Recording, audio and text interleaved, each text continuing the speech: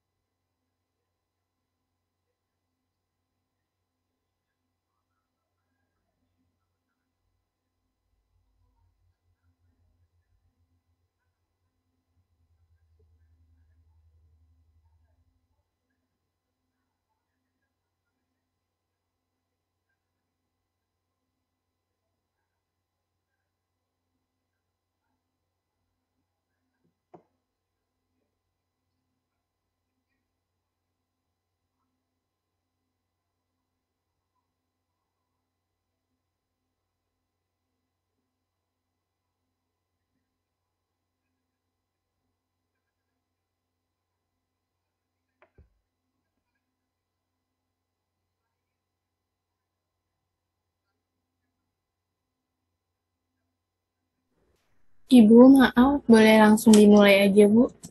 Dari nunggu yang lain nanti menyusul. Oke, sudah berapa orang? Bu,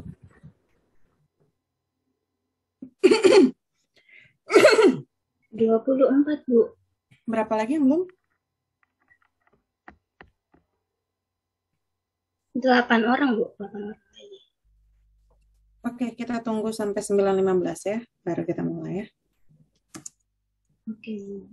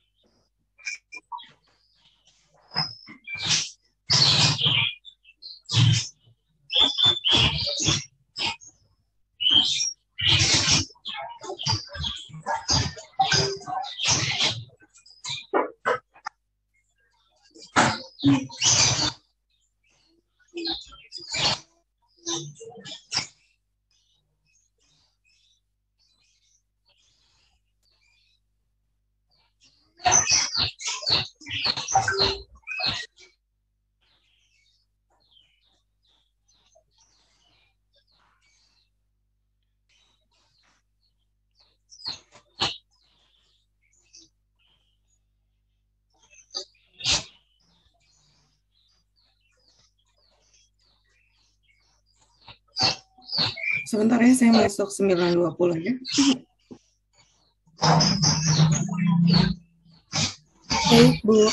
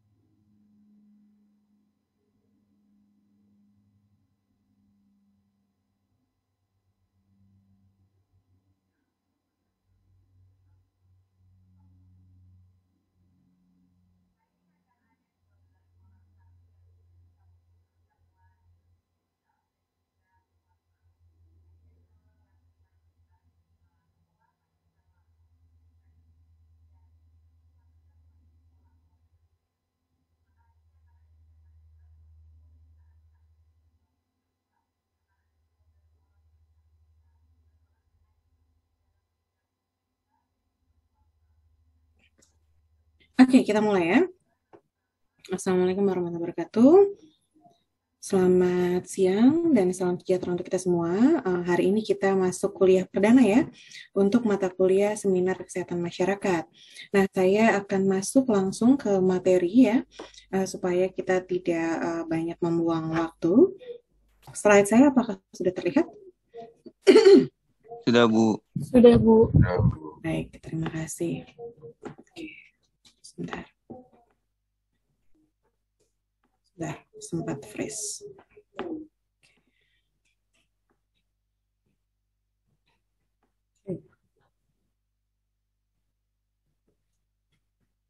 Sebentar ya, kok tiba-tiba freeze.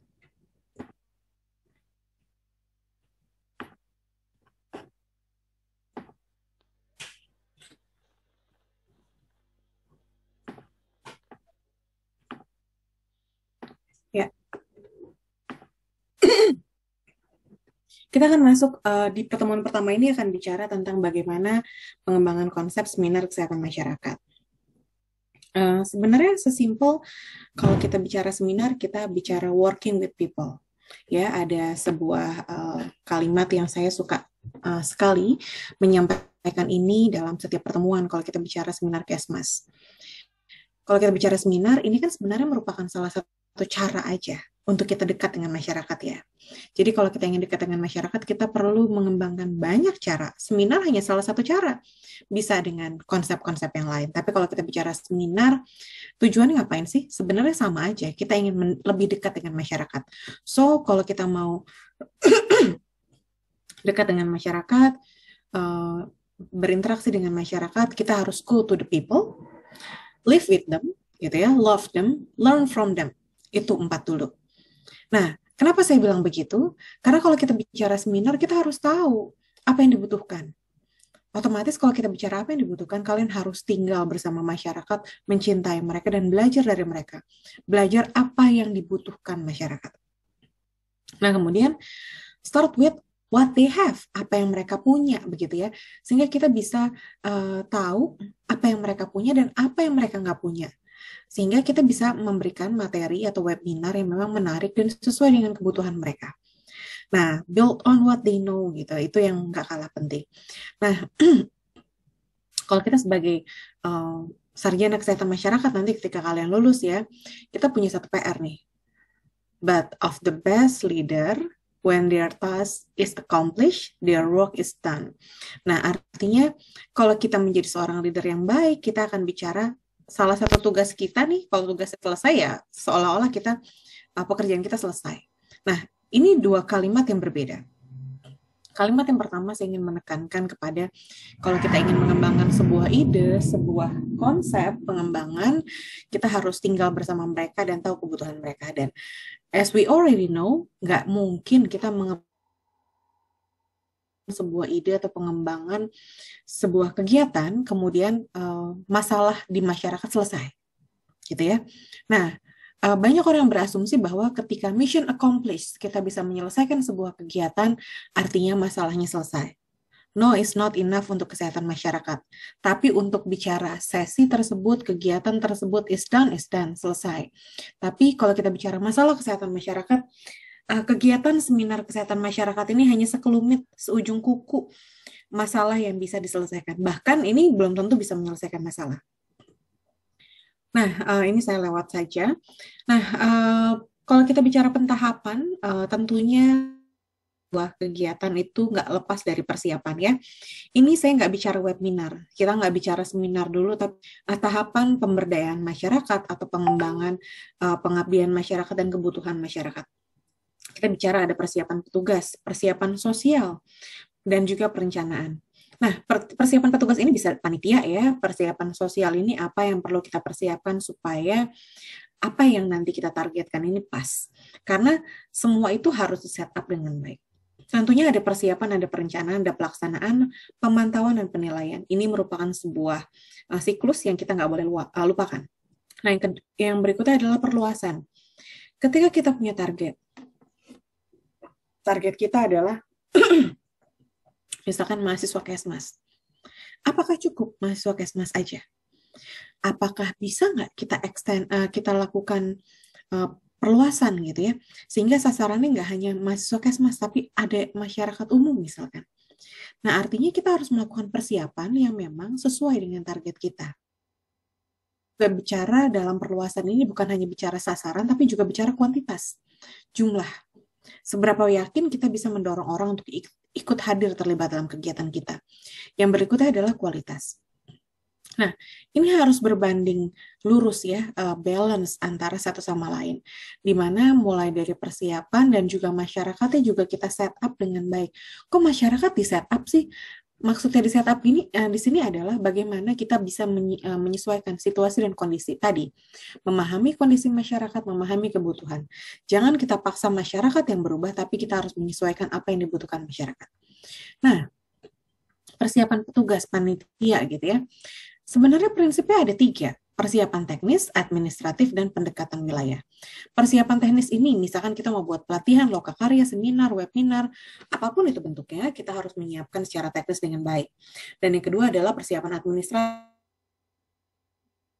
tugas, keuangan, ini penting, termasuk leadership ya. Karena persiapan administratif ini kesannya sepele. Banyak orang yang menyepelekan hal-hal administratif. Tapi sebuah kegiatan yang besar, kalau tidak ada laporannya, tidak ada administrasinya yang baik, nggak akan jadi besar. Orang nggak akan nilai kalau nggak diukur.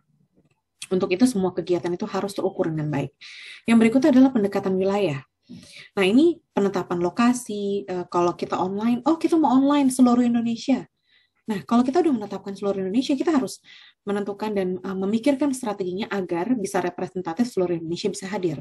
Jadi, saat kita bicara pendekatan wilayah, penetapan lokasi dan sasaran harus disesuaikan sebenarnya. Siapa target sasaran kita dan apa kebutuhannya. Pembahasan pun akan beda ya. Kalau kita melibatkan masyarakat umum dengan melibatkan pesertanya adalah mahasiswa kesehatan masyarakat aja atau masuk kedokteran aja. Kalau ngomongin masuk kedokteran, kita boleh pakai bahasa medis. Tapi kalau kita bisa menargetkan masyarakat umum, nggak bisa kita pakai bahasa medis. Susah dan orang nggak akan ngerti. Jadi kalau kita bicara persiapan, yang harus dilakukan tuh apa sih? Mengenal masyarakat, mengenal masalah, dan juga penyadaran ya. Nah, mengenal masyarakat ini kita harus tahu karakteristik sosial budaya masyarakat. Nah, kalau webinar nih, pengen semangat banget ya, semua narasumber diundang, banyak banget narasumbernya. Nah, kita harus paham karakteristik masyarakat kita. Apakah mereka bisa dapat narasumber yang banyak dan mereka bisa benar-benar ngedengerin? Jangan-jangan narasumbernya banyak, bagus-bagus, tapi nggak ada yang dengerin, cuma hanya mencari absen aja. Nah, jadi ini yang perlu kita juga sama-sama pahami bahwa mengenal masyarakat itu penting. Jadi bukan perkara keren, tapi perkara apa yang butuh dan apa yang dibutuhkan masyarakat. Nah, yang berikutnya adalah pengenalan masalah mengenai kebutuhan, permasalahan masyarakat, pengalaman masa lalu ini penting. Contoh ngomongin stunting yang sekarang lagi hits ya. Stunting ini udah masalah dari zaman dahulu kala. Mulai dari gizi kurang, buruk, sekarang ada istilah stunting gitu ya. Menjadi agenda nasional. Nah, ini masalah yang dari zaman dulu ada. Nah, kita harus lihat masalahnya sebenarnya apa. Kenapa dari zaman dahulu sampai sekarang nggak terselesaikan? Nah, itu yang kita juga mesti tahu ya, apa yang harus kita lakukan. Yang berikutnya adalah penyadaran, menyiapkan upaya agar masyarakat mau dan mampu melakukan perubahan. Nah, webinar itu kan bukan sekedar kita sharing ilmu ya, tapi harapannya mereka itu aware, sadar dan tahu. Dan akhirnya kalau kita bicara teori perubahan, mereka akhirnya mau dan mampu berubah. Ini yang kita nggak kalah penting untuk harus lakukan. Nah, dalam perencanaan ini ini saya bukan bicara webinar ya. Tapi kalau kita bicara pengembangan sebuah kegiatan untuk pengabdian masyarakat, promosi kesehatan gitu ya. Sebelum kita melakukan itu semua, kan seminar itu hanya salah satu cara. Tapi kalau kita mau buat itu harus tahu masalahnya apa? Prioritas masalahnya apa? Jangan langsung tiba-tiba kita susun, saya maunya temanya ini. Nah, tapi nggak tahu masalahnya apa, prioritasnya apa. Kemudian menyusun rencana kegiatan, target, tahapan, waktu, pembagian tugas. Ini menjadi bagian yang penting. Nah, mulai menyiapkan masyarakat kader sebagai peer educator. Ini kalau kita bicara pengabdian masyarakat langsung turun ke lapangan. Lalu kalau kita hanya menyiapkan webinar, gimana? Kita juga harus punya agen-agen perubahan nih. Nah, harapannya dari webinar-webinar ini kita bisa punya dampak. Kalau saya mengembangkan sebuah webinar, saya pasti mengundang dan meminta volunteer untuk hadir dan ikut terlibat dalam kegiatan ini. Sehingga punya yang namanya sense of belonging. Dan akhirnya mereka mau mendukung program-program kita. Kalau kita bicara program ya.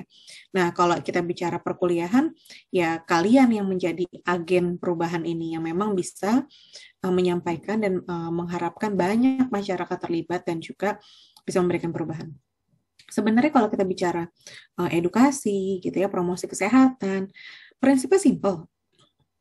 Think big. Berpikirlah sebesar mungkin, seluas mungkin. Tapi cukup mulai dari sesuatu yang kecil, nggak harus yang heboh-heboh, wah banget gitu ya. Nah, kadang sesuatu yang kecil itu bisa punya makna dan punya nilai yang baik dibandingkan dengan kita selalu ingin buat yang besar-besar gitu ya, tapi sekali aja bubar gitu ya. Nah, itu yang akhirnya menjadi nggak baik. Nah, kemudian yang berikutnya adalah act now dan sustain. Jangan buat kegiatan sekali selesai bubar. Nah, ini harus kalian rencanakan dengan baik. Dalam yang berikutnya adalah dalam pelaksanaan. Nah, kalau kita bicara webinar, webinar itu hanya one hit, satu kali selesai bubar. Tapi kita harus bicara bagaimana sih kita bisa membantu memberikan bimbingan teknis terkait dengan masalah kesehatan masyarakat dan ada upaya untuk melakukan perubahan pada masyarakat, perubahan perilaku pada masyarakat. Nah, yang berikutnya adalah perluasan. Perluasan ini secara kualitatif maupun kuantitatif ya, secara kualitas dan kuantitas. Nah, kalau kita bicara kualitas, kita bicara bagaimana penyelenggaraan acara kita. Tapi harapannya nggak berhenti di situ ya, berlanjut. Kemudian kuantitas, berapa banyak sih kegiatan yang serupa berjalan, atau berapa target kita sudah mencapai atau belum gitu ya. Nah, ini menjadi sangat penting. Nah, warga masyarakat ini yang aktif berperan ini banyak dilibatkan mulai jadi narasumber, jadi fasilitator, pendamping, dan kalian juga bisa belajar. Sebenarnya momen untuk kegiatan seminar atau webinar ini menjadi momen yang bagus sekali untuk apa? Kita belajar public speaking gitu ya, yang gak gampang dilakukan, gak semua orang berani. Nah, tapi dengan kalian bisa melakukan perluasan, sehingga ketika kalian nanti turun ke lapangan lebih mudah. Nah, sesimpel kalau kita bicara webinar sukses, sebenarnya hanya ada 6 ya utamanya. Pilih topik dan sasaran yang tepat. Tapi ingat, pilih topik itu balik lagi ke prinsip awal tadi. Identifikasi masalah. Saya ingatkan slide ini. Ini dia. Identifikasi masalah.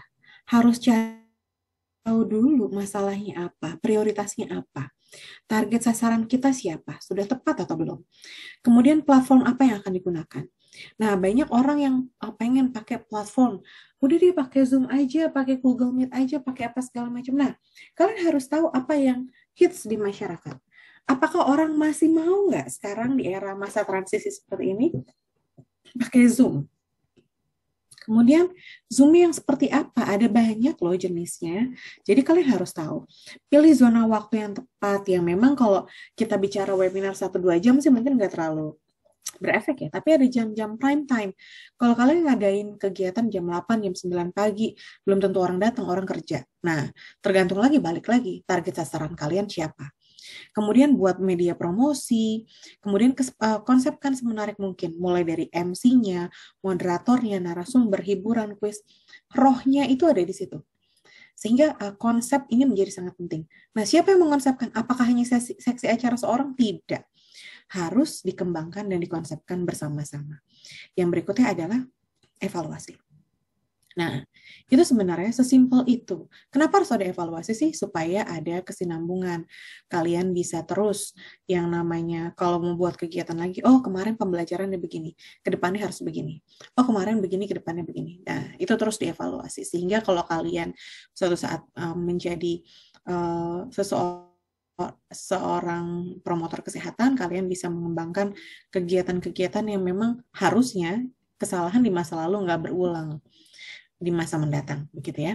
Nah, singkat cerita seperti itu, ya. Nah, ada pertanyaan? Dipersilahkan.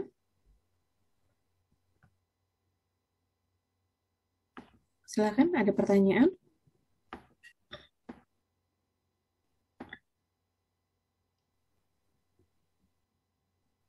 Ibu mau nanya yang terkait absen di LMS, Ibu. Gimana?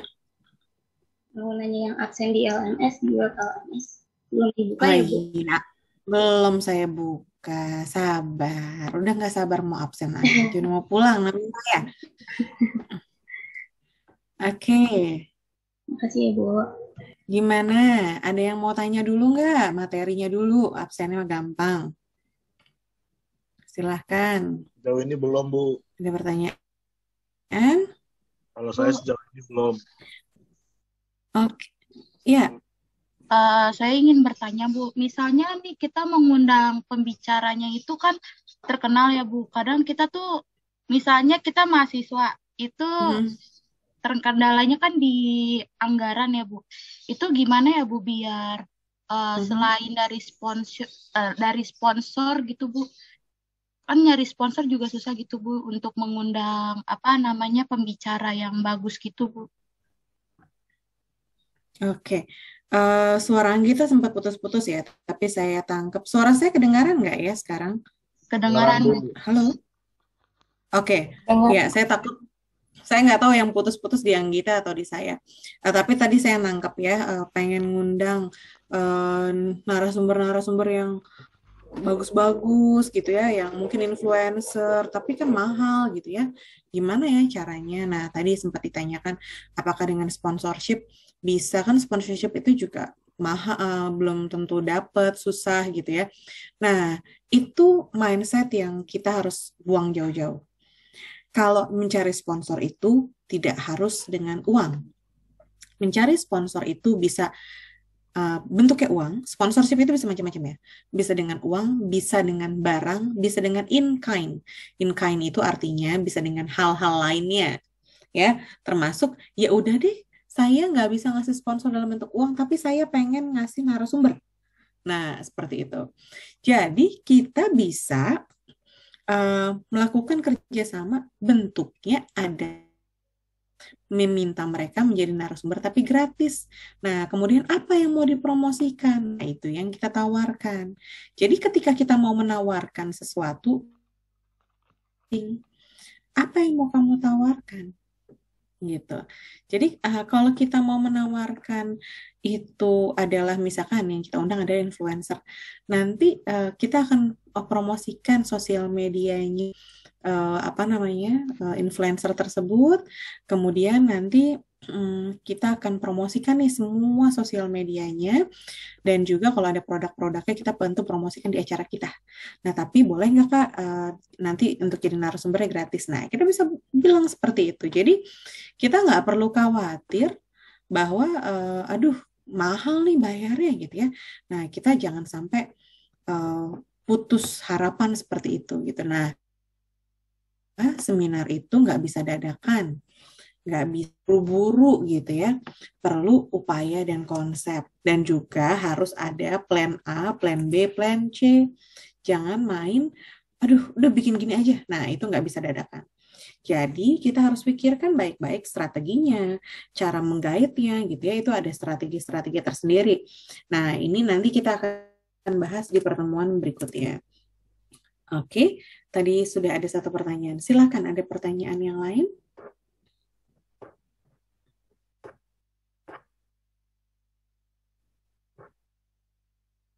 Silakan.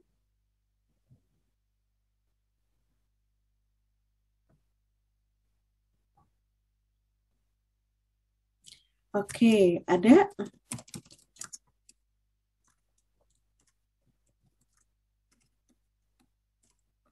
Oke, kalau memang nggak ada pertanyaan, saya ingin minta kalian untuk di pertemuan minggu depan, kalian melakukan sebuah presentasi. Presentasinya adalah presentasi kelompok untuk kalian menentukan kira-kira ide seminar apa sih yang memang mau kalian kembangkan. Nah, tadi kita udah belajar ya secara singkat. Konsepnya seperti ini gitu ya. Oke, nah konsepnya adalah kalian, nanti saya minta kalian presentasi, topiknya apa, sasarannya siapa. Kemudian ketika memilih topik dan sasaran harus punya apa tadi? Saya ingatkan tadi di sini ya. Identifikasi masalah, prioritas masalah gitu ya. Kenapa sih ini penting? Nah, itu harus kalian tampilkan dalam paparan kalian. Kemudian kira-kira menyusun rencana kegiatan nih. Kalau kalian kuliah di semester ini, nah dengan waktu yang sekian pendeknya, kalian bisa mempersiapkan webinar itu kapan sih? Berapa lama? Targetnya seperti apa? Nah, itu perencanaannya juga harus jelas. Nah, pembagian tugasnya siapa saja sih yang harus ada, bukan orang ya, tapi siapa kebutuhannya SDM-nya apa-apa saja. Nah, kemudian nanti itu dipresentasikan ini ya, waktunya kapan, kira-kira media promosi apa sih yang tepat, dan bagaimana media promosi ini bisa menyesuaikan sasaran kalian. Nah, kemudian konsep acaranya kira-kira seperti apa, dan juga evaluasi. Nah, karena di sini ada 30 orang ya, kurang lebih, saya minta kalian itu berkelompok ya, supaya bisa dapat banyak ide. Gitu. Jadi saya berharap 30 orang ini dibagi 4 kelompok. Ada yang 7, ada yang 8 ya. Nah, kenapa harus agak banyak? Supaya kalian bisa mengonsepkan ide ini bersama-sama. Jangan ide satu orang ya. Jadi silahkan nanti minggu depan kita presentasi ke 4 kelompoknya. Ya, kalau nggak kekejar waktunya, berarti 2 kelompok dulu, minggu depannya 2 kelompok lagi. Nah, kita akan membahas webinar, kemudian nanti kita akan sama-sama menetapkan webinar apa yang nanti akan dipakai. Nah, jangan mikirin, aduh webinar ini tugas akhirnya adalah webinar ya. Kalian buat seminar, boleh offline kalau sanggup. Kalau nggak sanggup, online cukup. Nah, jadi kita harus pikirkan mengonsepkannya dengan baik dan otomatis kalian ketika ngerjain tugas ini jangan ketakutan. Waduh, kita pengen ngundang ini itu. Terus kayaknya susah deh, kayaknya mahal deh, kayaknya waktunya lama deh.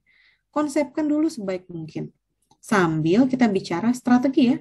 Kira-kira strategi apa yang mungkin dicapai. Jadi kalau kalian mau minta narasumber si A, si B, si C, kalian di kelompok sudah harus diskusi nih, strategi apa yang harus dilakukan supaya itu bisa berhasil. Begitu ya. Oke, ada pertanyaan dulu, silahkan. Untuk tugas.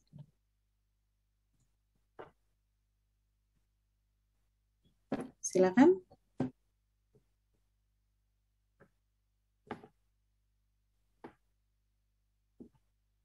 Ada?